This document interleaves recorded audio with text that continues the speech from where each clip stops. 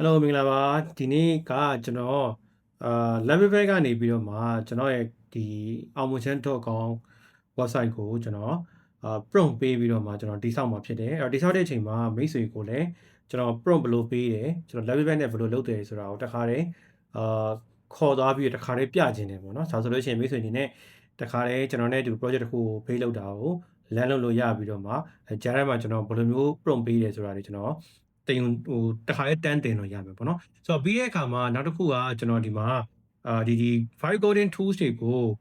သုံးတဲ့အချိန်မှာပေါ့နော်ဘယ်လိုမျိုးဒီကိုယ့်ရဲ့ credit တွေ token တွေကိုတက်တာအောင်အကုန်တက်တာအောင်လုပ်မလဲပေါ့နော်ဆိုတော့အဲ့ဒါကိုကျွန်တော်ဒီမှာ guide တစ်ခုလုပ်ထားတာရှိပါတယ်ကျွန်တော်ပြမယ်ဆိုတော့ဒီအလေးပေါ့နော်ကျွန်တော်ဒီမှာ file coding token saver playbook ဆိုပြီးကျွန်တော်လုပ်ထားတာရှိတယ်ဆိုတော့ဒါလေးကိုလည်းကျွန်တော်ဒီထဲကဒီ face တွေကိုလည်းကျွန်တော်သုံးမယ်ပေါ့နော်ဒီထဲကtoken တွေဒီထဲက text တွေ twist တွေကိုကျွန်တော်သုံးမယ်တောင်းတဲ့အခါမှာဒီဟာကိုလည်းမိတ်ဆွေတို့ပြီးရင် download ဆွဲလို့ရအောင်ကျွန်တော်ဒီ Telegram group ထဲမှာ link ပေးထားပါမယ်ဆိုတော့အဓိကတော့ဒီ tool ကဒီ guidebook ကဘယ်လိုလဲဆိုလို့ရှိရင်ကျွန်တော်တို့ဒီ prompt ပေးတဲ့အချိန်မှာဘယ်လိုမျိုး token တွေကို save ဖြစ်အောင်လုပ်မလဲပေါ့နော်ဆိုတော့အဲ့ဒါကို face လေးတွေခွဲထားပါဆိုတော့ကိုပိုင် website တွေရေးချင်တဲ့သူတွေကိုပိုင်ကိုယ့်ရဲ့ဒီစီးပွားရေးလုပ်ငန်းအတွက်ကိုပိုင် tools တွေကို prompt ပြီးတော့မှ vibe လုပ်ပြီးထုတ်ချင်တဲ့သူတွေအတွက်ကိုကျွန်တော်ဒီမှာအဲ့ဒါလေးကိုပေးပါမယ်ပေါ့နော်အဓိကတော့ကိုပိုင် website ကိုပိုင်ကို website ကိုကိုtools ကိုကိုရေးပြီးတော့ထုတ်ချင်တဲ့သူတို့နောက်စီးပွားရေးလုပ်ငန်းရှင်တွေအတွက်အသုံးဝင်နိုင်မယ် okay အဲ့တော့အရင်ဆုံးကျွန်တော်တို့ဒါ level.dev ပေါ့နော် level.dev ရဲ့ dashboard ဖြစ်တယ်ကျွန်တော်ကဒါကိုသုံးတာတော်တော်ကြာသွားပြီကျွန်တော်ဒေါ်လာ6000 9000ဘိုးလောက်ကျွန်တော်စမ်းပြီးသွားပြီဆိုရအတွက်ပေါ့နော်ဆိုတော့စမ်းပြီးသွားပြီဆိုတော့ကျွန်တော်ဒီကတော့ကျွန်တော်အရင်ကျွမ်းကျင်နေပြီပေါ့နော်ဒါပေမဲ့မသိသေးတဲ့လူတွေပြောနေဒါကကျွန်တော်တို့ဒီကိုယ့်ရဲ့ဒီပေါ့နော် level သုံးပြီးတော့မှအစတော့သူ prototype တွေထုတ်ဖို့အတွက်ကိုလုပ်ထားတာအခုနောက်ပိုင်းတော့သူကတကယ်ဒီ web app တစ်ခုအနေနဲ့ထုတ်လို့ရသွားပြီ mobile app အနေနဲ့တော့မရသေးဘူး mobile app ဘာညာ Replit ကိုသုံးလို့ရတယ်ဒါပေမဲ့ဒီကောင်ကကျတော့ကျွန်တော်တို့ကနည်းနည်းပို့ပြီးတော့ familiar ပို့ဖြစ်ပြီးတော့token ကုန်တက်တာနည်းနည်းပိုတက်တာလို့ကျွန်တော်ထင်နေပါတော့ဆိုတော့ဒီကောင်ကိုကျွန်တော်သုံးမယ်အဲ့တော့အခုကျွန်တော်ရဲ့ level ထဲမှာကျွန်တော် token က18ပဲကျန်တယ်ဆိုတော့ကျွန်တော်အဲ့ဒါကိုကျွန်တော်အခုကြည့်လိုက်မယ်ပေါ့နော်ဘယ်လောက်အထိကျွန်တော်တို့ပတ်စံကုန်နိုင်မလဲပေါ့နော်ဆိုတော့ကျွန်တော်ရဲ့ဟိုဟာကဒေါ်လာ100ပေါ့နော် sorry token 100ဆိုရင်အခုကျွန်တော်သူ့ကို top up လုပ်လိုက်နော်ဆိုတော့ဒီမှာ top up credit လုပ်လိုက်မယ်ဆိုလို့ရှိရင်အခုက25ဆိုလို့ရှိရင်ဒါဒေါ်လာ10025ဒေါ်လာဆိုလို့ရှိရင်100ရမယ်အဲ့တော့ top up only လုပ်မယ်ဆိုလို့ရှိရင်ကြာရင်ဒေါ်လာ30 100ဖြစ်သွားမယ်ဒါကသူကဘယ်လိုလဲဆိုတော့နည်းနည်းလှည့်ထားတာပေါ့နော်ဒီဟာကို subscribe လုပ်လိုက်လို့ရှိရင်ကျွန်တော်ကနောက်လာကြလို့ရှိရင်ကျွန်တော်ကဒီတိုင်းဟိုနောက်ထပ်ပိုမြင့်တဲ့ tier ကိုကျွန်တော်ပတ်စံအဖြစ်ခံရမှာပေါ့နော်ဒါပေမဲ့ကျွန်တော်ဘာလုပ်လိုက်ရဆိုလို့ရှိရင်ဒီကောက်ကို25ကို subscribe လုပ်လိုက်မယ်ပြီးတဲ့အခါမှာနောက်လာကြလို့ရှိရင်နောက်လာမရောက်ခင်အခုဒီနေ့ကဟိုဟာဆိုတော့ကျွန်တော်ထင်တယ်17ရက်နေ့လို့ဟာမျိုးမှာသူပြောင်းလိုက်မယ်အဲ့ကြလို့ရှိရင်ကျွန်တော်ကဒီကောက်ကိုပြန်ဖြုတ်မယ်ပေါ့နော်လုပ်လို့ရတယ် okay အဲ့တော့ upgrade plan ကိုကျွန်တော်လုပ်လိုက်မယ်ဆို25ဒေါ်လာတော့5ဒေါ်လာတက်တာနော်100လိုချင်တယ်ဖြစ်တဲ့ကျွန်တော် upgrade လုပ်လိုက်ပါမယ်ကျွန်တော် batch share ကြောကျွန်တော်ဒီကနေကျွန်တော်ပေးလိုက်ရမယ်ပေါ့နော်ဒီ25အတွက်ကိုပြီးတော့ batch share ကျွန်တော်ဒီမှာကိုတိန်းကျော်73စနစ်ရှစ်ဒီ96တိန်းပေါ့နော်တိန်းကျော် okay တိန်းကျော်ကျွန်တော်အခုပေးလိုက်တယ်ပေးပြီးသွားရင်ကျွန်တော်ဒီမှာကျွန်တော်ရဲ့ဟိုဟာတွေကိုပြန်ပြီးတော့မှကျွန်တော်ရဲ့ဒီနေရာကိုပြန်ပြီးမှကျွန်တော်သွားလိုက်မယ် okay အဲ့တော့ဒီမှာကျွန်တော်စပြီးတော့ကျွန်တော် website တစ်ခုစောင့်မယ်အဲ့တော့အရင်ဆုံးကျွန်တော်အားလုံးဟိုဖြည်းဖြည်းချင်းကျွန်တော် prompt သွားပေးမယ်ပေါ့နော် prompt တဲ့ဟာကိုရှင်းကြည့်ထားလိုက်အဲ့တော့အရင်ဆုံးကျွန်တော်ဒီမှာ base နဲ့ plan နှစ်ခုရှိနေမှာကျွန်တော် plan ကိုရွေးလိုက်တယ်အဲ့တော့ဒီနှစ်ခုကပါကွာလဲဆို plan ဆိုတာကကျွန်တော် base မလုပ်ခင်မှာအရင် plan ထားတာ okay အဲ့ဒါကပြောလို့ရှိရင်ပိုကောင်းတယ် base ကကျတော့သူ token ပိုကုန်တယ်အကယ်၍သူမှား base လိုက်လို့ရှိရင်ကျွန်တော်ကပြန်ပြီး revert ပြန်လုပ်ရမယ်အဲ့ဒါဆိုကျွန်တော်အလကား token အလကားကုန်သွားတာနော်အဲ့တော့အဲ့လိုမျိုးမလုပ်တော့ဘဲနဲ့ကျွန်တော်ကအရင်ဆုံး plan လုပ်လိုက်မယ် plan လုပ်ပြီးတော့မှအဲ့ plan အတိုင်းကိုမှသူ့ကိုကြိုက်ပြီဆိုမှ pay လုပ်ခိုင်းတာပိုကောင်းတယ်ပေါ့နော် okay အဲ့တော့ကျွန်တော်အခု personal ကျွန်တော်အခု prompt ရေးလိုက်ပါနော်ပြီးရင်ရှင်းပြ okay တော့ကျွန်တော်ဒါကျွန်တော်သုံးတဲ့ color palette ပေါ့နော်အဲ့တော့ကျွန်တော်သူ့ကိုဒီဟာကို screenshot ရိုက်ပြီးတော့ copy လေးကျွန်တော်လုပ်လိုက်ပြီးသွားလို့ရှိရင်ကျွန်တော်ဒီမှာ prompt ထဲမှာထည့်လို့ရအဲ့တော့ကျွန်တော်ရေးထားပြီးသွားပြီအဲ့တော့ကျွန်တော်စောက်ချင်တဲ့ပုံစံကဒီ color thing ကိုသုံးပြီးစောက်ချင်တယ်ကျွန်တော်ရဲ့နာမည်နဲ့ website က AI consultant style ဖြစ်မယ်ပြီးရင် hero section hero session ကကျွန်တော်တို့ဒါကြီးပေါ့နော်အဲ့ဒီဟာမှာpoking လုပ်ဖို့အတွက်ကို consulting session poking လုပ်ဖို့အတွက်ကို size လုပ်မယ်ပြီးရင် 3 cast ပါမယ် library ကတ်ရယ်နောက်ကျွန်တော်ရဲ့ project portfolio ကတ်ရယ်နောက်ကြလို့ရှိရင် service နဲ့ training ကတ်ရယ်ပေါ့နော်ဒါမျိုးပါမယ်ပေါ့နော်ဆိုတော့သူတို့ရေးလိုက်တဲ့အချိန်မှာသူကနေတော့ plan ဖြစ်တဲ့ကြောင့်ကျွန်တော်သူ plan တစ်ခုပြန်ထုတ်ပေးလိမ့်မယ်အဲ့တော့အဲ့အလေးကိုချက်ကြည့်ကြအောင်ဆိုတော့တွားလိုက်ပြီဆိုလို့ရှိရင်သူကဒီလိုမျိုးကျွန်တော်ပေးတဲ့ prompt ကိုသူကကြည့်မယ်ပြီးရင်ကျွန်တော်သူ plan ပြန်ထုတ်ပေးလိမ့်မယ်ဆိုတော့ level မှာတစ်ခုရှိတာအဲ့လိုမျိုး question လေးတွေကျွန်တော်ပြန်မေးတယ်နောက်ပိုင်း reply ကလည်းအဲ့လိုမျိုးပြန်မေးတယ်ဗျာဆိုတော့အဓိကဘာလဲဆိုလို့ရှိရင်ဘယ်လိုလုပ်ချင်တာလဲပေါ့နော်ဆိုတော့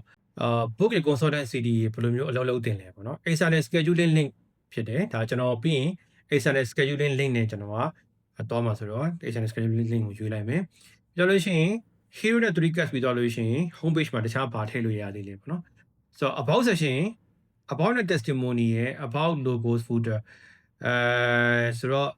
ကျွန်တော်စဉ်းစားတာ about section ရဲ့ footer ရဲ့ကျွန်တော်ထည့်လို့ရမယ်အဲ့တော့ about plus footer နော်ဒါကျွန်တော်သူရွေးရမရှိလို့ရှိရင်ကျွန်တော်ရိုက်ထည့်လို့လည်းရတယ်နော်အော် visual direction face you best အဲ့တော့ light နဲ့ clean လား deck and bow လားပေါ့နော်ဆိုတော့ကျွန်တော်တို့လုံးစေlight light and clean က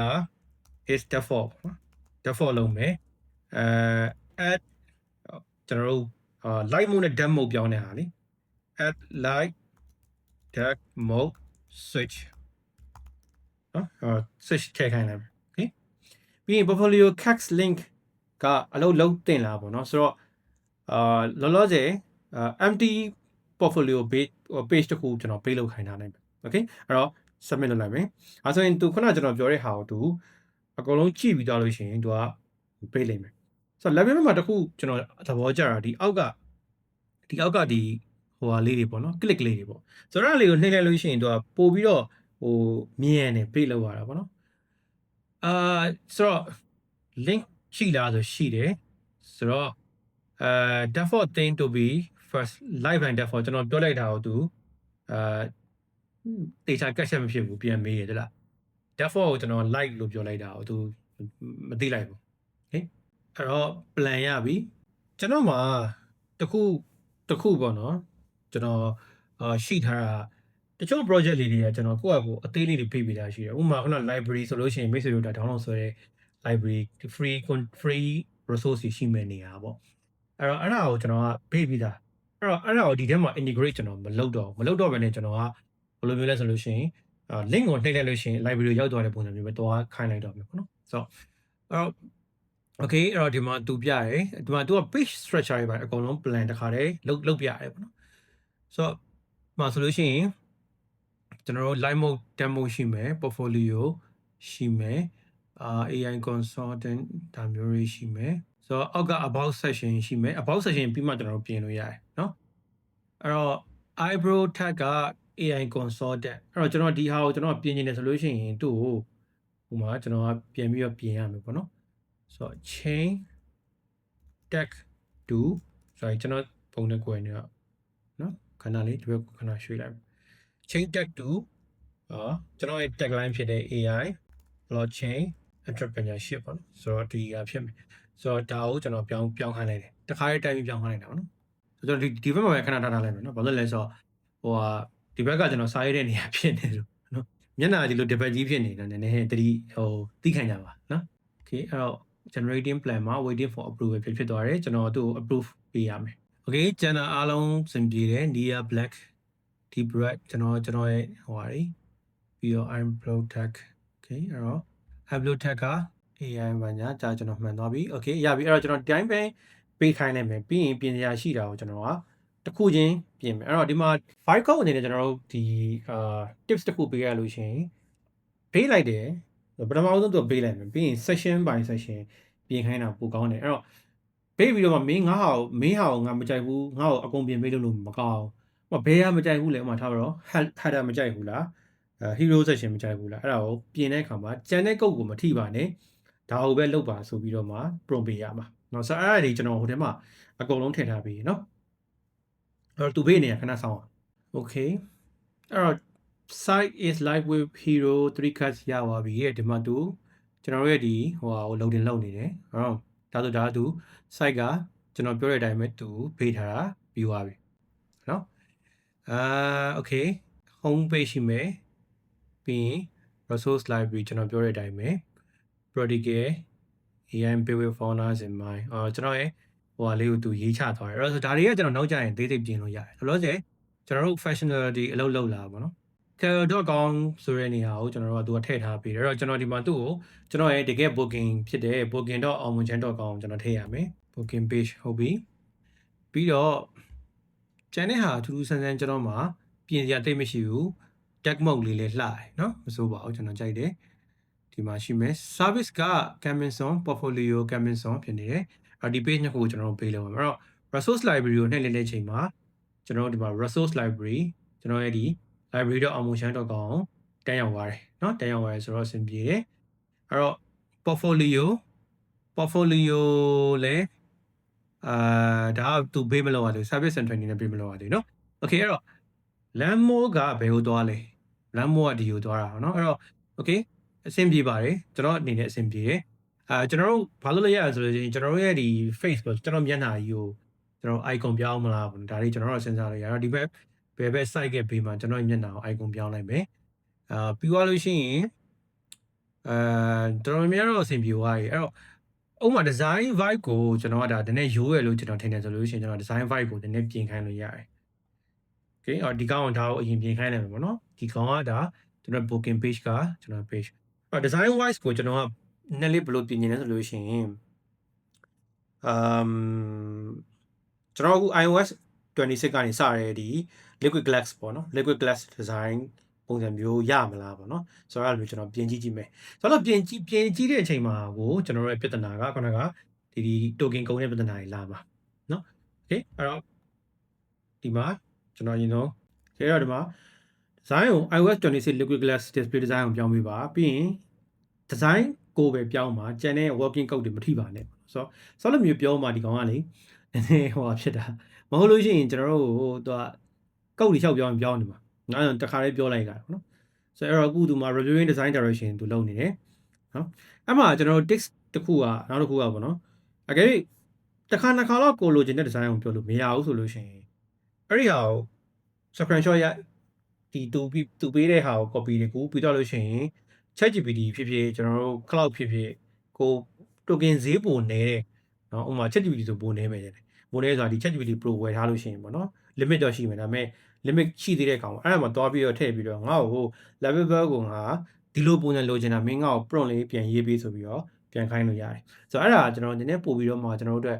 token ကိုတက်တာဒီမှာပဲလှိမ့်ခိုင်းနေဆိုလို့ရှိရင်တခါတလေသူလည်းထူသွားပြီးတော့သူမသိတော့ဘူးဆိုတာရှိတတ်တယ်เนาะ okay ခဏဆောင်းကြည့်လိုက်အောင် okay အဲ့တော့ကျွန်တော်ဒီမှာ design သူပြောင်းလိုက်ပြီလို့ပြောတယ်ခုနကနဲ့ဆိုရင်မစိုးပါဘူးပေါ့နော်ဟိုဒီကောင်ကဟိုကအရန်တော့လင်းသွားတယ်အော်okay တော့ demo ကတိတ်တော့ဟိုဟာလေနည်းနည်းလေးဟိုဖြစ်သွားတယ်အဲ့တော့ကျွန်တော်တို့ live mode ကိုကြည့်မယ်ဆို live mode ကတော့ကျွန်တော်စိတ်ထဲမှာအဆင်ပြေတယ်နည်းနည်းတော့တအားလင်းလုံးနေဒါပေမဲ့အဆင်ပြေတယ်ပေါ့နော်အဓိကတော့ liquid glass ဖြစ်တဲ့ကြောင့်မလို့နည်းနည်းလေးဆိုတော့style တဲ့ feature text မှာဒီလားကျွန်တော်ဒီမှာ glass hover effect ကို polish လုပ်ခိုင်းလိုက်မယ်ကျွန်တော်သူ့မှာပါတဲ့ color ကိုပဲကျွန်တော်နှိပ်လိုက်တာပေါ့နော်ဆိုတော့အဲ့ဒီနဲ့ကျွန်တော်ကသူ့ကိုrefine ပြန်လုပ်လို့ရတယ်နော် okay တော့ glass interactions are live တဲ့ကျွန်တော် glass တွေ interaction ဖြစ်ကုန်ပြီနော်အဲ့တော့မစိုးဘူးကျွန်တော်ဒါကြိုက်တယ်ဒီဖောင်းနေတဲ့ဟာကိုကျွန်တော်မကြိုက်ဘူးအဲ့တော့ဒီမှာဒီ screenshot နဲ့ကျွန်တော်တို့လုပ်လို့ရတယ် okay I don't like this like ဘယ်လိုပြောဘာလဲ this bubble like ပေါ့နော် bubble like design prefer ကျွန်တော် flat modern ဖြစ်တဲ့ဟာကို flat and modern เนาะဆိုတော့အဲ့လိုမျိုးဟာမျိုးကျွန်တော်လိုချင်တာเนาะဆိုတော့ तू ကတော့ဒီမှာဒီလိုလုပ်လိုက်တယ်ဆိုတော့အဲ့ဒါကိုကျွန်တော်ပြင်ခိုင်းလိုက်ပြီเนาะ okay အဲ့တော့ to ဒီမှာ switching ကနေပြီးတော့ခလုတ်တယ်ဒါလေးကိုကျွန်တော်နည်းနည်းအဆင်ပြေသွားပြီเนาะဒါလေးကျွန်တော်တက်အဆင်ပြေသွားပြီအဲ့တော့ first draft မှာဒါလေးလုပ်လိုက်မယ်ကျွန်တော်ရဲ့မျက်နှာ icon ထည့်ရမယ်ပေါ့နော်ဆိုတော့ကျွန်တော်ရဲ့ my face icon ဆိုတဲ့ဟာကိုရှိတယ်အဲ့ဒါထည့်လိုက်ပြီအဲ့တော့ use this image for image as website icon website ကျွန်တော်ဘေးမှာထားမှာပေါ့နော် as well as ဘာမှလည်းထားပြီဆိုလို့ရှိရင် site favicon နဲ့ထားမယ်ဆိုတော့ favicon ဆိုတာဒီလိုမျိုးပေါ့ browser ပေါ်ကနေဒီမှာလေဒီမှာကြည့်လိုက်လို့ရှိရင်ဒီလားဟို color hand ဆိုဒီလိုမျိုးလေးပေါ်နေဒီ level ပဲဆိုလို့ရှိရင်ဒီလိုအသေးပုံလေးပေါ်အဲ့လိုဟာမျိုးကျွန်တော် favicon လို့ခေါ်တယ်ဆိုတော့အဲ့ favicon ကိုကျွန်တော်ကဒီမှာကျွန်တော်မျက်နှာ icon ထားခိုင်းနေတယ်ပုံကလည်းတိတ်လှတာမရှိဘူးเนาะဒီဖုန်းပဲရှိတယ်ဒါပဲထုံးဆိုတော့ဒီမှာအောင်ဝန်ချမ်းဆိုရဒီနာမည်ဘေးမှာတစ်လုံးပါမယ်ပြီးရင်ဒီအဲ့အပေါ်မှာထည့်မယ်ပေါ့နော်နှစ်ခုကျွန်တော်လုပ်လိုက်ဒီမှာ icon လေးပေါ်လာပြီအဲ့ icon မှာကျွန်တော်မျက်နှာပေါ်လို့ရတယ် okay ပေါ်လာပြီအဲ့တော့စင်ပြေတယ်เนาะဒါဆိုကျွန်တော်အတွက်စင်ပြေတယ်ဒီဘက် dark mode လဲအစတိတ်မလားဒါပေမဲ့ကျွန်တော်တို့ဒီတိုင်းထားလိုက်ပါအောင်မယ်เนาะကျွန်တော်တို့ကအများစုကျွန်တော် default ကို flight mode ပဲထားရမှာဆိုတော့เนาะဒီလိုပဲတော့ဆက်သွားလိုက်မယ်ပေါ့နော်ဆိုတော့ကျွန်တော်နောက်ထပ် page တစ်ခု portfolio page ကိုစပြီးစောင့်ကြည့်မယ်အဲ့တော့ portfolio page ကကျွန်တော်သူ့ကိုအရင် plan ခိုင်းမယ်ပေါ့နော်ဆိုတော့ let's plan ခေတော့ကျွန်တော်ဒီမှာ portfolio page ကို plan ခိုင်းတယ် page ကို 3x3 cut grid layout ကျွန်တော်သွားခြင်းတယ်ပြီးရင်အပေါ်မှာ fader လေးရှိမယ် fader ကကျွန်တော်တို့text တွေ categories တွေနဲ့ဒီ tools use လုပ်ထားတဲ့ဟာတွေနဲ့ကျွန်တော်သွားမယ်project တွေကကျွန်တော် project တွေကတော့vibe coded tools တွေများလိမ့်မယ်ပေါ့နော်ပြီးတော့လို့ရှိရင်ကျွန်တော်တို့ဒီအဓိကတော့ဗျာဟို consultation လုပ်ခဲ့တဲ့ company တွေကတော့နောက်ပိုင်းကျမှကျွန်တော်ဒါ company logo တွေကိုခွင့်တောင်းပြီးတော့ပေါ့နော်ကျွန်တော် client တွေကိုhome page မှာကျွန်တော်ထည့်မယ်ပေါ့နော်ဆိုတော့လောလောဆယ်မှာ portfolio ဆိုတဲ့ဟာကဒီကကျွန်တော်ရဲ့ဒီ tools တွေကျွန်တော် base လုပ်ထားတဲ့ tools တွေစမ်းကြည့်လို့ရတဲ့ tools တွေအကုန်လုံးကိုကျွန်တော်ဒီမှာ link လုပ်ပြချင်တာပေါ့အဲ့ဒါမှကျွန်တော်ကကျွန်တော် experience ကိုမြင်ရမှာပေါ့နော်ဆိုတော့အဲ့ဒါကြောင့်ကျွန်တော်ဒီမှာဒါလေးကိုလုပ်မှာပေါ့နော်အဲ့တော့ okay အဲ့တော့ဒီကောင်းကိုကျွန်တော်အခုသူ့ကို plan ခိုင်းနိုင်မယ်။ plan ခိုင်းလို့သူကအရင်ဆုံးကျွန်တော်တခါလေး damn base မလုပ်ခိုင်းဘူး plan ခိုင်းတဲ့ကြောင့်မလို့သူကျွန်တော်ပြောတာကိုနားလည်လားမလည်လားကိုကျွန်တော်တစ်ခေါက်သိစေတယ်ပေါ့နော်။ဆိုတော့ပြီးတော့မှကျွန်တော်ကိုသူပြန်ပြောပြလိမ့်မယ်။ အဲ့တော့ question တွေထုတ်ပြီ။ဆိုတော့အဲ့လိုမျိုးပေးခိုင်းတာပိုကောင်းတယ်။ damn base လို့ရှိရင်နည်းနည်းပြဿနာနည်းနည်းဟိုခုန base ပြီးမှမကြိုက်လို့ရှိရင်ပြန်ပြင်ရမှာနော်။ဆိုတော့ fader ကကျွန်တော်တို့ဘယ်လိုမျိုးဖြစ်လို့ရလဲဆိုလို့ရှိရင်ကျွန်တော်တို့ဒါsingle selected chips တစ်ခုချင်းစီနဲ့ကျွန်တော်တို့ရွေးလို့ရမလားပေါ့နော်ဆိုတော့ single select နဲ့ကျွန်တော်ရွေးလိုက်မယ်project data ကကျွန်တော်တို့ကအရင်မြန်နဲ့ backend ဟိုမပါဘဲနဲ့ကျွန်တော်တို့ဒီတိုင်းပဲဘေ့မလားပေါ့နော်အဲ့တော့ဒါမှမဟုတ်ကျွန်တော် admin panel စောက်ချင်တာပေါ့အဲ့တော့ကျွန်တော်ရေရှည်လုပ်เสียနှစ်ခုရှိတယ်ပထမတစ်ခုကအကယ်၍ကိုယ့်ဟာနဲ့ကို hack code လုပ်ခဲ့မယ်ဆိုလို့ရှိရင်ပြဿနာဘာမှတက်မလဲဆိုတော့ဒီ project ကိုကျွန်တော်နောက်တစ်ခေါက်ပြင်နေတဲ့အခါမှာ level ဘက်မှာ token အကုန်ခံပြီးတော့နောက်ထပ် project တစ်ခုထပ်ထည့်ရမယ်အထုပ်သွင်းလုပ်ချင်တဲ့အချိန်မှာပေါ့နော်ဆိုတော့အစတွေက admin panel နဲ့နောက်မှာစောက်ထားခဲ့လို့ရှိရင်ကျွန်တော် admin panel ကိုကျွန်တော်ဝင်မယ်ပြီးတော့လို့ရှိရင် admin panel မှာကျွန်တော်ကနောက်ကနေပြင်လို့ရမယ်ပေါ့နော်ဆိုတော့ database ကိုကျွန်တော်ရွေးလိုက်မယ် level cloud ကိုကျွန်တော်သုံးပါနော် level cloud သုံးလို့ကျွန်တော် level cloud ကိုကျွန်တော်ယူပြီးတော့မှသုံးပြီးတော့ database တစ်ခုကိုစောက်ပြီး database မှာကျွန်တော်ထည့်ရဆိုတော့အဲ့လိုရှိသွားမယ် project ကကျွန်တော်တို့external link only လား model detail view လားအဲ့တော့ကျွန်တော်စဉ်းစားတာ model detail view နဲ့လုပ်လိုက်မယ်ဘာလို့ဆိုတော့နှိမ့်လိုက်လို့ရှိရင်ဒီ project ကဘာအကြောင်းအရာပါဆိုပြီးတော့ပြတဲ့ဟာရှိမယ်အဲ့ဒါဟိုမှာ go to project လှုပ်လိုက်လို့ရှိရင်ကျွန်တော်ကအဲ့ project ရှိတဲ့နေရာကိုတွားမယ်ပေါ့နော်အဲ့တော့pagination ထည့်မယ်အဲ့တော့လုံမို့ button နဲ့ကျွန်တော်တို့တွားမယ်လောလောဆယ်နော်ဆိုတော့ဒါမျိုးလေးကျွန်တော်တစ်ချက်ပေးကြည့်လိုက် okay အဲ့တော့ portfolio page က live ဖြစ်သွားပါပြီတဲ့ကျွန်တော်တို့ဒီမှာနေကြည့်လိုက်မယ်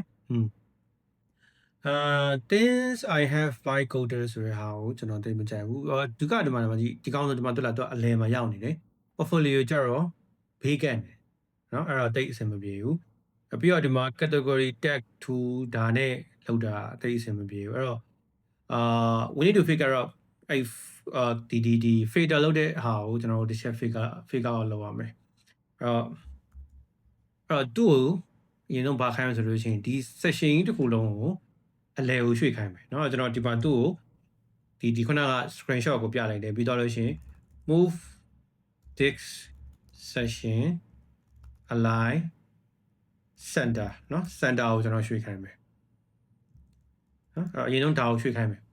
နော်အဲ့တော့ကျန်တဲ့ဟာက work in progress လို့ပါတော့ဒါဒီကတ်တွေအဆင်ပြေတယ်ဒီမှာကျွန်တော်ပုံနေထည့်ရမယ့်ကိစ္စရှိမယ်အဲ့ဒါကိုကျွန်တော်နောက်ကနေပြီးတော့ background backend ကနေထည့်မှာပေါ့နော် backend ကနေထည့်မှာဖြစ်တဲ့ကြောင့်မလို့ backend ကိုကျွန်တော်ကလောလောဆယ်သူစောက်လို့ပြီးကျွန်တော်တစ်ချက်ပြန်ကြည့်ရမှာပေါ့နော်ဆိုတော့အဲ့ဒါလေးကျွန်တော်ပြီးကြည့်မယ်လောလောဆယ်သူ့ကိုအလဲရွှေ့ခိုင်းထားတယ်အမှန်တကယ်တော့ဒီကောင်ကဟိုပါပေါ့ဒီ virtual edit နဲ့ကျွန်တော်ရွှေ့လို့ရမေ့သွားတာ virtual edit နဲ့ရွှေ့လိုက်လို့ရှိရင် token ပိုတက်တာတယ်မကုန်ဘူးပေါ့နော် okay အဲ့တော့ဒီဟာကိုကျွန်တော်တို့က so we need to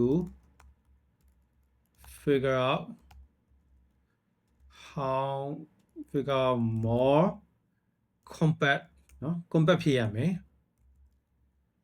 ပြီးတော့ better UX တိုင်းဆို user experience မကောင်းဘူးညာ better UX fader for this one okay give me suggestion အရင်ပေးခိုင်းလိုက်မယ် plan လုပ်ပြီးတော့เนาะဆိုတော့အဲ့ဒါပို့ပြီးတော့ကောင်းတယ်เนาะဘာလို့ဆိုမဟုတ်လို့ရှိရင်သူ့ baby မှာကိုမကြိုက်ဘူးဆိုထပ်ပေးခိုင်းရမှာเนาะဆိုတော့အဲ့ဒီအချိန်မှာကျွန်တော်တို့ကတခုလုပ်လို့ရတာကဟိုဘက်မှာဆိုတော့ BS ဆိုမျိုးတွေဆိုမှကျွန်တော်တို့ fader တွေဆိုရဲဟိုဟာတွေကျွန်တော်ကရှာလို့ရတယ် fader အဲ့ဒါဘယ်လိုခေါ်မလဲဘယ်လို photo fader မဟုတ်ဘူးဗျမှားနေ fader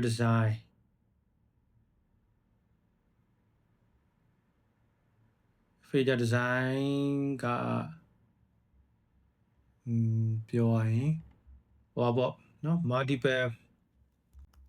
multiple choice design ပေါ့နော်ဒါမျိုးတွေကျွန်တော်တို့တစ်ချက်ရှာကြည့်လို့ရမယ်ထင်တယ်တိတ်စင်မပြေခဏဟိုသူ့ရဲ့ suggestion တစ်ချက်ကြည့်လိုက်မယ်နော်combine drop down menu whole row with one button fader ကနေပြီးတော့ open and panel with 3 section နဲ့ category small chips နေနဲ့ဟုတ်ပြီဒါသုံးလို့ရမယ် single segmented switcher fader and label က segmented control တဲ့ iOS style values flow inline next to it on one line search time command bar single rounded input တော့ဒါ search နဲ့တွေ့တာ sticky sidebar နဲ့ desktop button sheet mobile inline text lock combine drop down okay go with 2เนาะဆိုတော့2ကိုစမ်းကြည့်အောင်ဒီကောင်လေးကိုသဘောကျတယ်ဒါပေမဲ့ဒီလိုမျိုးလုပ်နေရတဲ့ဟာကိုတိတ်ပြီးတော့ဟောမဖြစ်တာပေါ့နော်ဘယ်လိုမျိုးလုပ်လို့ရလဲဆိုတော့အဲ့တော့ဒီဇိုင်နာတွေဒီနေရာမှာကျွန်တော်တို့သုံးဝင်လာပြီနော်အဲ့တော့ကျွန်တော်တို့ကဥပမာကျွန်တော်တို့ဒီမှာ Lazada လိုဟာမျိုးမှာဆိုရင် fader ဘယ်လိုလုပ်တယ်လဲနော်ဒီကောင်ကသူကျတော့ custom ကိုကနေသွားတာဗျ category နဲ့သွားတာနော် fader မပါဘူးအဲ့တော့ဘယ်မှာ fader ကောင်းကောင်းရှိနိုင်မလဲဥပမာ apple.com မှာဆိုရင်ရော apple ကကျတော့သူကဒီဟိုဟာနဲ့ပဲအပေါ်နဲ့ပဲသွားလိုက်တာပေါ့နော်ဆိုတော့ fader က portfolio နော် portfolio website fader design နော်ကြည့်ကြည့်အောင်portfolio design Behance မှာတစ်ချက်ကြည့်မလားဆိုတော့ portfolio ကဒီမှာကဟိုသူတို့ရဲ့တကယ်ဟိုကျွန်တော်တို့ဒါ portfolio brochure တွေထုတ်တဲ့ဟာမျိုးပဲသွားနေရเนาะကျွန်တော်တို့လိုချင်တဲ့ဟာမျိုးမရှိဘူး okay အဲ့တော့ဒီဟာကိုပဲကျွန်တော်တစ်ချက်သူလုပ်ပြတဲ့ဟာကိုပဲကြည့်လိုက်ပါမယ်ပြီးရင်ကျွန်တော်လိုချင်တဲ့ဟာလေးကသူနဲ့ကိုက်ညီရဆိုလို့ရှိရင်နည်းနည်းလေးပြင်ခိုင်းလိုက်ရတယ်เนาะဆိုတော့အချိန်မှာကျွန်တော်အပေါ်ကစာတွေသူ့ကိုတစ်ခေါက်ထပ်မမေးနဲ့ထပ်မေးလို့ရှိရင်သူက token တစ်ခေါက်ပြန်ခေါ်တော့အပေါ်ကစာတွေကျွန်တော်နည်းနည်းပြန်ဖတ်ကြည့်ရလို့လို့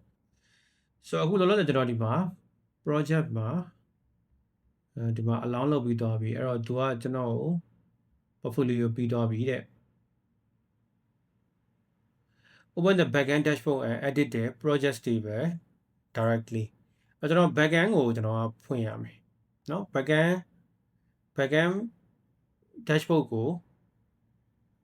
ဖွင့်ပြီးတော့မှ project တွေကို directly ကျွန်တော် edit လုပ်ရမယ်အဲ့ဒါကျွန်တော်တို့မကောင်းကျွန်တော်တို့ admin page ပြင်ပေးခိုင်းမယ်เนาะ okay ဒီလိုပုံစံဖြစ်သွားတာ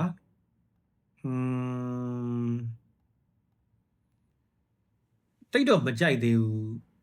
maybe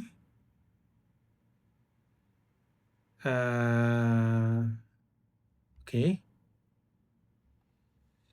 can we combine the left side no category tag and two as one drawdown and one select ကျွန်တော်ရွေးတဲ့အခါမှာ show up the right side bottoms okay အဲ့တော့ဘယ်ချမ်းဒီအကုန်လုံးကိုကျွန်တော်ပေါင်းလိုက်မယ် drawdown လေးလုပ်လိုက်မယ် drawdown လုပ်လို့ရှိရင်မှာ category ကိုရွေးလိုက်ရင်အကုန်ပေါ်မယ်အဲ့ဒါနည်းနည်းပို clean ဖြစ်မယ်လို့ထင်တယ်ပေါ့နော်ကျွန်တော်စိတ်ထဲကြည့်အောင်အဲ့တော့ကျွန်တော်ရဲ့ home page မှာဒါက site တွေက portfolio page ရှိမယ်နောက် service page ရှိမယ်ပေါ့နော်ပြီးရင် book and consultation ကလည်းရပြီเนาะဆိုတော့ဒါဆိုရင်ကျွန်တော်များအဆင်ပြေသွားပြီ home page ကတော့เนาะဆိုတော့အောက်က portfolio ကျွန်တော်ဒီ profile ကိုကျွန်တော်အဘောက်ကို page လုပ်ရမယ် about page မှာကျွန်တော်ရဲ့အကြောင်းပေါ့เนาะကျွန်တော်ဘယ်လိုမျိုးရင်တော့ဘာလုပ်ခဲ့တယ်ဒီကိုဒီဘိုင်းကိုဘယ်လိုရောက်လာဒါမျိုးတွေကျွန်တော်ရေးရမှာပေါ့လေเนาะဆိုတော့အဲ့ဒါကဒီမှာပဲကျွန်တော်လုပ်ပါမယ် okay အဲ့တော့ဒါလေးကအဆင်ပြေသွားအဲ့တော့ဒီမှာချိသူ့ရဲ့ဟိုဟာကိုကျွန်တော်သိမကြိုက်တယ်သူကတစ်ခါပြောပြီးတော့ရင်ထပ်ပြီးပြောအဲ့တော့သူ့ဒီကောင်းအောင်ကျွန်တော်က align ကို middle ပို့ရမယ်အဲ့တော့ fader center ဖြစ်တယ်တော့မဖြစ်သေးဘူးလားအဲ့ဒါမျိုးတွေကျွန်တော်ပြောချင်တာဒီ level ရဲ့ token ကုန်တဲ့ဟာအဲ့ဒါမျိုးဆိုတော့ကျွန်တော်အစတွေကဒီလို screenshot ရိုက်ကြလို့ရှိရင်တေချာပြောလိုက်ရင်ရတယ်ဗျာဥပမာ do you see the above text and fader are not aligned I want the whole fader's center to align with the above text เนาะဆိုတော့အဲ့လိုမျိုးပြောလိုက်ရင်ရတယ်ကျွန်တော်ခုနကတစ်ချက်တို့ရမလားလို့ပြောတဲ့အချိန်မှာကျွန်တော်တိုကီတစ်ချက်ကုန်သွားတယ်ဒါအဲ့လိုမျိုးမဖြစ်ရအောင်เนาะဒီလိုမျိုးသေချာ screenshot ရိုက်ပြီးပြောရင်ရတယ်ဘာကြောင့်ဖြစ်တာလဲဆိုတော့သူပြောတယ်အဲ့တော့အခုဘယ်ကိုကတ်သွားပြီဆိုတော့ဒီမှာ तू ကဒီလိုဖြစ်သွားပြီလို့ပြောတယ်ဒါပေမဲ့မဖြစ်ဘူးတူလား okay တော့ဒီမှာဆိုမဖြစ်သေးဘူး तू ကဘယ်ကတ်နေတော့ကျွန်တော်သူ့ကိုပြောရမယ် okay တခါတလေ reasoning ပြပြီးလုပ်ပေးမယ်မှားရတယ်လား the fix now เนาะဆိုတော့ဒါဆိုရင်ကျွန်တော်တို့သူ့ပုံမှန်ပြလိုက်တာပေါ့เนาะဒီမှာဆိုရင်ဘယ်ဘက်ကိုကတ်နေတော့မယ်เนาะဆိုတော့ဒီဟာကိုကျွန်တော်တို့ဘယ်ဘက်ကိုလုံးဝမကတ်ချင်ကျွန်တော်အလဲမှာပဲမြင်နေတာအဲ့တော့သူ့ကိုပြင်ခိုင်း okay အဲ့ဆိုရသွားပြီနှစ်ခါလောက်ခိုင်းနေကျွန်တော်ရသွားပြီအဲ့တော့မရတဲ့ဟာကိုရန်တန်းပြီးတော့ဆဲဆိုပြီးတော့ကျွန်တော်အရင်တော့လုပ်တယ်ပေါ့နော်အဲ့လိုတော့မလုပ်ပါနဲ့လောလောဆယ်ဒီမှာကျွန်တော်တို့ကဒီမှာဒါဆို align center လေးရသွားအဲ့တော့တခုရှိရဒီလိုရွေးရတဲ့အချိန်မှာဒီလိုဘေးကိုကားနေပြဿနာရှိရအဲ့ဒါနောက်ကျမှကျွန်တော်တို့ကဖြည်းဖြည်းချင်းရှင်းရမှာပေါ့နော်လောလောဆယ်ဒါဆိုရသွားပြီ okay အဲ့တော့ဗီဒီယိုကနည်းနည်းလေးရှည်သွားပြီဆိုတော့ကျွန်တော်တို့part 2အနေနဲ့ဒီ level project ကိုဆက်ပြီးတော့ပေးလုပ်ပါမယ် part 1မှာကျွန်တော်အခုပြီးတဲ့လောက်ကိုကျွန်တော်ဒါအောင်မချင်းတော့ကောင်ကိုကျွန်တော်ဘယ်လိုတင်ရမလဲဆိုတော့ကျွန်တော်ပြပါမယ်ဆိုတော့ level ကနေပြီးတော့တင်တာအရန်လွယ်ကူတယ်ကျွန်တော်တို့ကအရင်ဆုံးအောင်မချင်းတော့ကောင်domain ကိုကျွန်တော်ကရှိထားရမယ်အဲ့တော့အရင်ဆုံးကျွန်တော် publish ကိုနှိပ်လိုက်မယ်ပြီးရင်အရင်ဆုံး your website URL ဆိုတဲ့နေရာမှာကျွန်တော်ကသူ့ .level.app ရဲ့URL ကိုအရင်ထည့်ရမယ်ဒီအောင်မချင်းတော့ level.app နော်ဆိုတော့အဲ့ဟာ available ဖြစ်ကိုကျွန်တော်ကအရင်နှိပ်ကြည့်ရမယ်နာမည်ရှိနေတော့ကျွန်တော်ကသူ့ကို AG နဲ့ကျွန်တော်နာမည်ကိုပြောင်းထားတဲ့ဟာကိုကျွန်တော်ထည့်လိုက်တယ်ဒါဆိုရသွားပြီဒါဆိုရှိသွားပြီကြည့်လိုက်ဆိုလို့ရှိရင်အရင်ဆုံးဒီမှာကျွန်တော်အရင်ဆုံး publish အရင်လုပ်ရမယ်ဆိုတော့ public လုပ်မှာလား selected member ဒီနှစ်ခုက business account တွေအတွက်ဒါမရအောင်အဲ့တော့အပေါ်ဆုံးက public ကိုပဲရွေးရပါမယ်ပြီးရင်ဒီမှာဒီနေရာမှာကျွန်တော်တို့ကစပြီးတော့ဒီ icon တွေတိုက်တယ်ထည့်ရမယ်အဲ့တော့ဒီမှာမဖြစ်မနေထည့်ပေးပါအောင်မွန်ချမ်းပြီးတော့လို့ရှိရင် consultant in မြန်မာပေါ့ကျွန်တော်မြန်မာမှာနေနေတာဆိုတော့မြန်မာ happy ဒါသူရေးထားတဲ့ဟာနော် practical AI systems နော်ဒါကကျွန်တော်တို့မလိုတော့ဘူး okay အဲ့ဒါရှိမယ် social media image ကတော့ကျွန်တော်generate လုပ်ကြည့်လိုက်မယ်ဗျာဒီသူ social media မှာသူက share တဲ့အခါမှာတန်းပြီးတော့မှဟိုပုံလေးပေါ်အောင်လို့သူက generate လုပ်ပေးလို့ရတယ်ဆိုတော့အောက်မှာ preview နော် preview ရှိမယ်ဒါ social image okay ရပြီအဲ့တော့ဒီမှာကျွန်တော် continue နှိပ်လိုက်မယ်เนาะကျွန်တော်ပုံနဲ့ကွဲနေတော့အဲ့တော့ URL ရှိမယ် visibility ရှိမယ် website info ရှိမယ် security scan ကကျွန်တော်လောဆယ်မလုပ်သေးဘူးပြီးရင် security scan လုပ်ရမယ် security scan လုပ်မှသူကဟိုဟာဖြစ်တာsecurity စိတ်ချရတာပေါ့နော်ဆိုတော့လောဆယ်ဒီတိုင်းပဲခဏ portfolio ဆိုတော့ဒီတိုင်းပဲလုပ်လိုက်မယ်ပေါ့နော်ဆိုတော့လောဆယ် publication လုပ်နေတယ်ပြီးသွားပြီဆိုတော့လို့ရှိရင်ကျွန်တော်ရဲ့ first URL ဖြစ်တဲ့ဒီ agmonchn amonchan.lovable.app မှာကျွန်တော်သွားနှိပ်ကြည့်ရင်မြင်ရလိမ့်မယ်เนาะ okay အဲ့တော့ your app slide ဖြစ်သွားပြီဒီမှာနှိပ်ကြည့်ရင်မြင်ရပြီကျွန်တော် view app ကိုနှိပ်ရလို့ရှိရင် website မှာပေါ်သွားပြီတွေ့လားเนาะကျွန်တော် website portfolio အသေးကြီးတစ်ခုပေါ်လာပြီအဲ့တော့ဒါကိုကျွန်တော်ရဲ့ domain ဖြစ်တဲ့ amonchan.com မှာကျွန်တော်ချိတ်ချင်တာเนาะအဲ့တော့ကျွန်တော်ဘာလုပ်မလဲဆိုလို့ရှိရင်ကျွန်တော်ရဲ့ name sheet မှာကျွန်တော်ဝယ်ထားတဲ့ name sheet ကနေဝယ်ထားတာအဲ့တော့ကျွန်တော်ရဲ့ domain panel ကိုကျွန်တော်အရင်တွားကြည့်လိုက်အဲ့ကျွန်တော် amonchan.com မှာကြည့်ရလို့ရှိရင်မှာ name sheet DNS ကိုတုံးထားတယ် okay အဲ့တော့ကျွန်တော်ဒီမှာ amonchan.com ရှိထားပြီဆိုတော့ကျွန်တော်ဒီမှာဒါကိုချိတ်မယ် level ကချိတ်ရတာအရင်လွယ်တယ်အဲ့တော့ publish နှိပ်မယ်ပြီးတော့လို့ရှိရင်ဒီမှာ add custom domain ဆိုတာရှိရဲအဲ့ဒါကိုထပ်ပြီးတော့ရွေးလိုက်မယ်အဲ့တော့ဒီမှာသူရှိရင် domain ဝယ်မလားလုပ်လို့ရတယ်ဒါမှမဟုတ်လို့ရှိရင် connect existing domain လုပ်လို့ရတယ်အဲ့တော့ connect လုပ်လိုက်မယ်ကျွန်တော်မှရှိပြီးသားမို့လို့ပေါ့နော်ဆိုတော့ကျွန်တော်ဘာ domain ထည့်ချင်တာလဲအဲ့တော့ကျွန်တော်လိုချင်တာက amonchan.com ကိုလိုချင်တာ okay အဲ့တော့ connect ညှိနှိုင်းမယ်အဲ့တော့ root domain amonchan.com အနေနဲ့ကျွန်တော်က connect လုပ်မယ်ပြီးရင် www. ဆိုလို့ရှိရင်ရိုးရိုးဟာကိုသွားမယ်အဲ့တော့ connect domain လုပ်မယ်ဒီမှာဆိုလို့ရှိရင် analyzing your domain ကျွန်တော် domain ကို analyze လုပ်တယ်ပြီးရင်ဒီကောင်ကဘယ် DNS နဲ့ချိန်ထားရလဲဆိုပြီးတော့သူက okay တော့ကျွန်တော်ဒီကောင်ကို copy ကူးမယ်ပြီးရင်ဒီမှာ record မှာကျွန်တော်လာပြီးတော့ record ထည့်ရဆိုတော့ဒီ record တွေကိုကျွန်တော်ကဟိုဘက်ကဒီ name sheet မှာသွားပြီးတော့ထည့်ရပါဘောနော်ဒီတော့ဒီက a record ရှိမယ်a record နောက်တစ်ခုကပါလဲ txt record ရှိမယ် txt ကို copy ကူးမယ်ပြီးရင် txt ထဲမှာထည့်မယ်ပြီးရင်တရားကို copy ကူးမယ်ဒီမှာထည့်မယ်ပေါ့နော်ဆိုတော့ပုံမှန်အားဖြင့်တော့သူက automatic လုပ်ပေးတယ်ဒါပေမဲ့ဒီတစ်ခေါက်သူ manual လုပ်ခိုင်းတယ်နော်ဒါ copy ကူးထည့်လိုက်ရုံပါပဲ have added two records ရပြီ done အဲ့တော့ complete setup ကဒီမှာ www. ကိုတစ်ခေါက်ကျွန်တော်လုပ်အောင်နော်အဲ့ဒီမှာ copy okay အဲ့တော့ဒါလည်းကျွန်တော်ထည့်ပြီးသွားပြီအဲ့တော့ you are all set up လုပ်လိုက်ပြီအဲ့တော့ကျွန်တော်ဒီနှစ်ခုကိုကျွန်တော်တို့ကစောင့်ကြည့်ရမယ် setup လုပ်မလုပ်ဘူးအဲ့ဒါတစ်ခုရှိတာကကျွန်တော်အရှိမ sub domain တွေကျွန်တော်ထည့်ထားတာရှိရဲအဲ့တော့အဲ့ sub domain နဲ့ဒီ domain တွေနဲ့ကျွန်တော်တို့ဒါ conflict မဖြစ်ဘူးလို့တယ်ပေါ့နော်အဲ့ဒါကိုကျွန်တော်ဟိုတစ်ချက်စောင့်ကြည့်ပြီးတော့မှ setup လုပ်ပြီးတော့မှကျွန်တော်ဟိုပြန်ပြောပြပါမယ် okay အဲ့တော့ part 2အနေနဲ့ကျွန်တော်တို့ admin panel စောင့်ရမယ်ပြီးသွားလို့ရှိရင် channel ဒီ service page နဲ့ home page ရ portfolio page နေရာစောင့်ပါဆိုတော့အဲ့ဒါကိုနောက်ကျရင်ကျွန်တော်စောက်ပြပါမယ်အဲ့တော့လောလောဆယ်အခုကျွန်တော်ဘယ်လောက်ထိ token ကုန်သွားလဲကြည့်ကြည့်အောင်ကျွန်တော်မှာခုနက18ကျွန်တော်မှာ18ရှိခဲ့တယ်18လောက်ရှိခဲ့เนาะအဲ့ဒီကနေပြီးတော့ကျွန်တော်ဒီမှာ100ထည့်လိုက်တော့အခု90ကျန်နေဆိုတော့ကျွန်တော်30နီးပါးလောက်ကုန်သွားတာပေါ့เนาะ token 30နီးပါးလောက်ကုန်သွားတာကိုတွေ့လိမ့်မယ်ပေါ့เนาะ okay အဲ့တော့ကျွန်တော်တို့တန်လားဆိုတော့တန်နေဗျစဉ်းစားကြည့်ပြောရင်ဟိုဒေါ်လာ25ဒေါ်လာပဲ25ဒေါ်လာနဲ့ကျွန်တော်ဟို website ကပြီးတော့မယ်နောက်ထပ် page လို့ခုန100လုံးကုန်အောင်ကျွန်တော်တို့တန်တယ် okay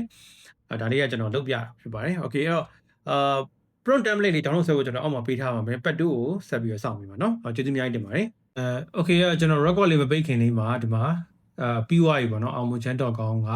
setup ဖြစ်သွားတာကိုတွေ့ရပါတယ်အဲ့တော့ဒီမှာ www.aumuchan.com လို့ရလိုက်လို့ရှိရင်လည်းဒီမှာကျွန်တော်တို့ဒီ site ကိုပဲ aumuchan.com ကိုပဲလာတာတွေ့ရတယ်ပေါ့နော်ဒါဆို setup လုပ်ပြီးသွားပြီပေါ့နော်ဆိုတော့ဒါလေးကျွန်တော်ဒီမှာထည့်ပြီးတာပါ